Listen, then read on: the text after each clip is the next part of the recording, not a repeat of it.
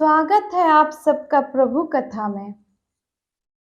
आज की कथा एक ऐसे दानवीर की कथा है जिन्होंने अपने शीश का दान करके, जिन्होंने अपने सिर का दान करके कलयुग में भगवान श्री कृष्ण के नाम से पूजे जाने का वरदान प्राप्त किया है।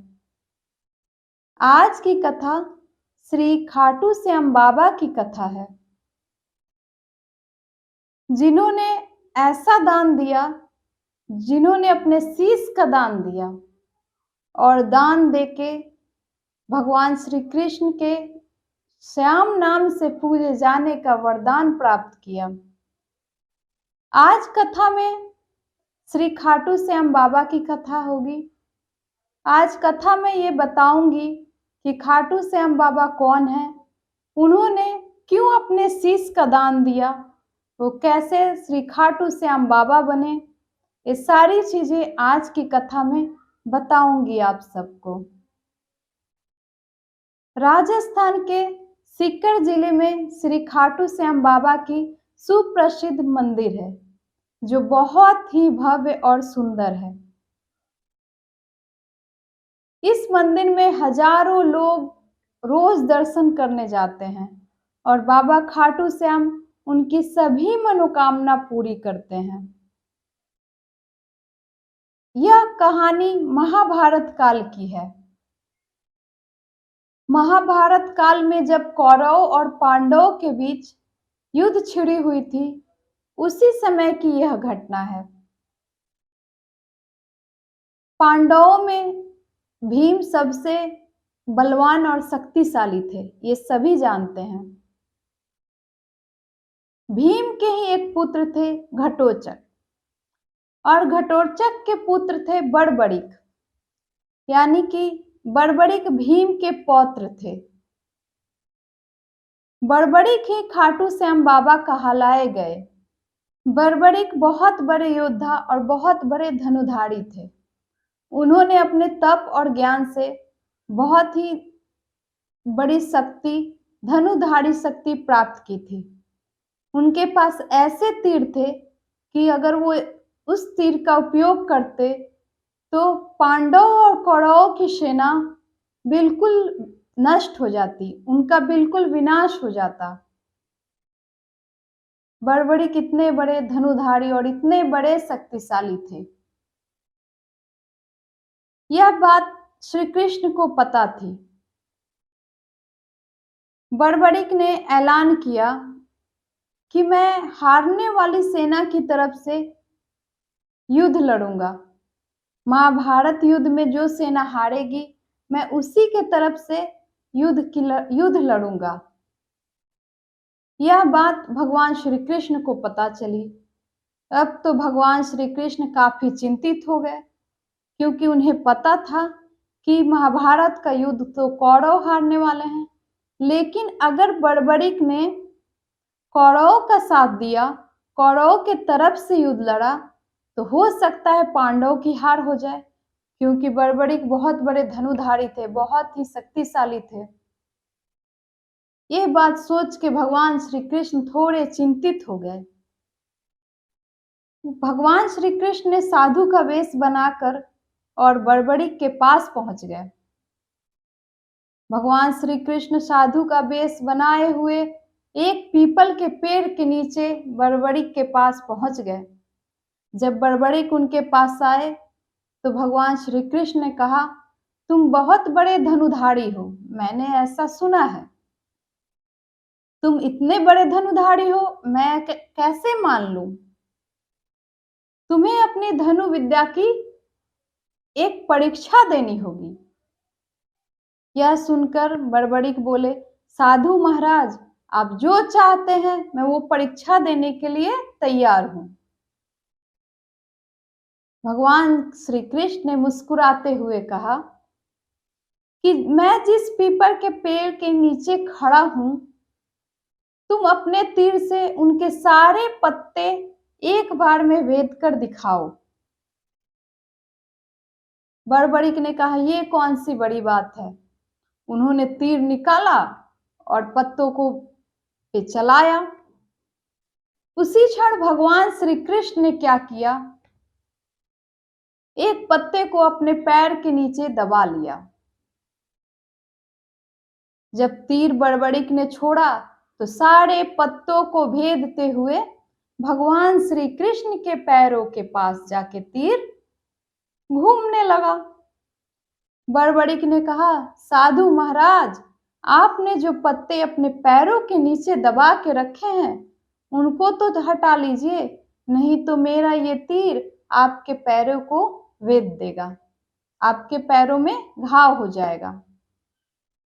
भगवान श्री कृष्ण समझ चुके थे कि बड़बड़िक कितने बड़े धनुधारी और कितने बड़े शक्तिशाली हैं। फिर भी भगवान श्री कृष्ण ने अपनी चतुराई और बुद्धि का उपयोग किया। जैसे कि पूरे महाभारत में भगवान श्री कृष्ण ने चतुराई का उपयोग करते हुए पांडवों को जिताया था, उसी प्रकार भगवान ने फिर से चतुराई का उपयोग किया और बड़बड़िक से कहा कि मैं तुमसे कुछ दान मांगना चाहता हूं। बड़बड़िक ने हाथ जोड़ा और मुस्कुराते हुए कहा, साधु महाराज, मांगिए, क्या मांगना चाहते हैं। भगवान श्री कृष्ण ने कहा, मैं तुमसे तुम्हारा शीश दान में मांगना चाहता हूं। यह सुन के बड़बड़िक को थोड़ा आश्चर्य हुआ। बड़बड़िक ने पूछा, साधु महाराज, आप कौन हैं? आप अपने असली रूप में आइए, क्योंकि आप कोई साधु नहीं है। क्योंकि किसी भी साधु को मेरे शीश का क्या काम, वो मेरा शीश दान में क्यों मांगेगा? आप कोई और हैं, आप अपने असली रूप में आइए। भगवान श्री कृष्ण अपने असली रूप में आए और बड़बड़िक को अपना दर्शन दिखाया। बड़बड़िक ने हाथ जोड़ा और कहा कि हे प्रभु, मैं अपना शीश आपको दान में देने के लिए तैयार हूं, लेकिन मेरी एक अंतिम इच्छा है। मैं महाभारत का पूरा युद्ध अपनी आंखों से देखना चाहता हूं। यह कहकर बड़बड़िक ने अपने शीश को काटा और भगवान श्री कृष्ण के चरणों में धर दिया। इसके बाद बड़बड़िक के शीश को ले जाके जहां महाभारत का युद्ध हो रहा था, उसी घटना स्थल के ऊंचे पहाड़ी की चोटी पे उनका सिर रख दिया गया और बड़बड़िक ने पूरे महाभारत का युद्ध देखा। जब महाभारत के युद्ध में पांडवों की जीत हो गई तो सभी पांडव आपस में लड़ने लगे। वो एक दूसरे से कहने लगे कि महाभारत के युद्ध का जीतने का श्रेय किसको दिया जाए, इसको जिताने के लिए सबसे ज्यादा श्रेय किसका है। भगवान श्री कृष्ण ने कहा, इसमें लड़ने की कोई जरूरत नहीं है। जिसने यह युद्ध अपनी आंखों से देखा है, हम उसी के पास चलते हैं। फिर सभी लोग मिलकर बड़बड़िक के पास पहुंचे। बड़बड़िक से पूछा गया कि पूरे युद्ध को जिताने का श्रेय किसको जाता है। बड़बड़िक ने कहा, हे प्रभु, हे श्री कृष्ण, पूरे युद्ध को जिताने का श्रेय सिर्फ आपको जाता है। ये पूरे महाभारत का युद्ध आपने अपने छल से, चतुराई से, बुद्धि से ही जीता है।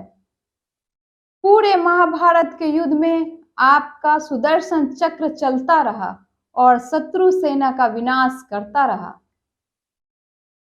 भगवान श्री कृष्ण बड़बड़िक के इस महादान से, उनके शीश दान से, महाबली बड़बड़िक से खुश होकर उन्होंने बड़बड़िक को वरदान दिया कि बड़बड़िक, मैं तुम्हें वरदान देता हूं कि कलयुग में तुम मेरे श्याम नाम से पूजे जाओगे और जो कोई भी तुम्हें सच्चे मन से तुम्हारे पास जाएगा, तुमसे प्रार्थना करेगा, उसकी हर एक मनोकामना पूरी होगी। इस तरह बड़बड़िक के वरदान से, इस तरह भगवान श्री कृष्ण के वरदान से ही बड़बड़िक भगवान के श्याम नाम से पूजे गए।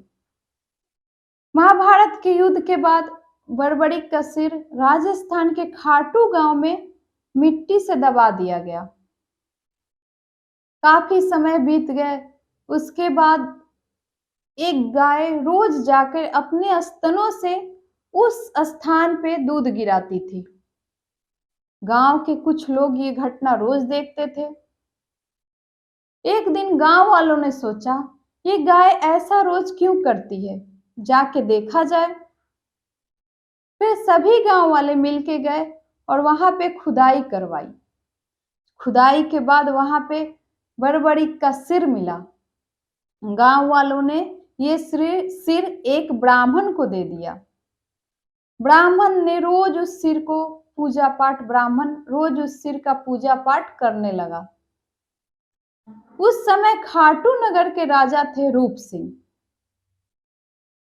एक दिन राजा रूप सिंह को स्वप्न आया।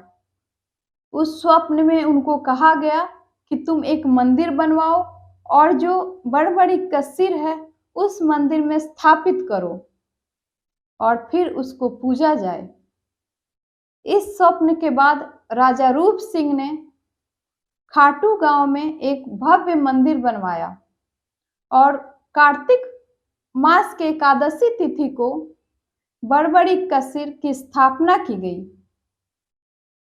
और तब से वो खाटू श्याम बाबा के नाम से पूजे जाने लगे। इस तरह खाटू श्याम बाबा पूजे जाने लगे। हर रोज हजारों लोग खाटू श्याम बाबा की दर्शन करते हैं और सच्चे दिल से प्रार्थना करते हैं और खाटू श्याम बाबा उनकी हर प्रार्थना पूरी करते हैं। खाटू श्याम बाबा के मंदिर के पास ही एक खाटू कुंड है जिसे श्याम कुंड कहा जाता है। माना जाता है कि उसी कुंड से खाटू श्याम बाबा का सर निकाला गया था। जो भी इंसान उस कुंड में जाके स्नान करता है उसकी सारी रोग सारी बीमारियां दूर हो जाती है और उसकी हर मनोकामना पूरी होती है। वैसे भी खाटू श्याम बाबा को हारे का सहारा कहा गया है। जो व्यक्ति अपने जीवन से हार चुका है, थक चुका है, परेशान है, वो बाबा खाटू श्याम के दर्शन करे तो उनकी हर मनोकामना पूरी होगी, उनकी हर परेशानी दूर होगी। ये थी खाटू श्याम बाबा की कहानी। तो एक बार बोलिए खाटू श्याम बाबा की जय। इस तरह मैंने आज आपको खाटू श्याम बाबा की कहानी सुनाई। जब भी आपको मौका मिले खाटू श्याम बाबा के दर्शन कीजिए और आपकी हर मनोकामना पूरी होगी। राधे राधे।